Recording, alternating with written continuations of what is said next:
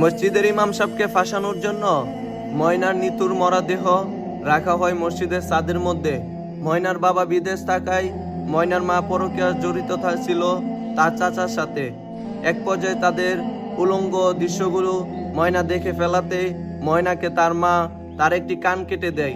এরপরে ময়নাকে তার মা দেয়ালের সাথে চাপে ধরে, তারপরে তার চাচা একটি লট ময়নার লজ্জাস্থান দিয়ে ঢুকিয়ে দেয়। প্রবল ব্যথা এবং যন্ত্রণা সহ্য না করে ময়না এই দুনিয়ার মায়া ত্যাগ করে না ফেরার দেশে চলে গেল। আসলে আদালত কোনো কিছু না জেনে এবং না বুঝে তাদেরকে অযথা রিমান্ডে নিয়ে হয়েছিল, তাদেরকে অযথা শাস্তি দেওয়া হয়েছিল।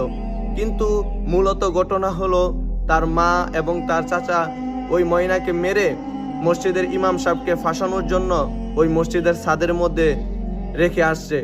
আসলেই এরকম মা কোনো সন্তানের না হোক, এটাই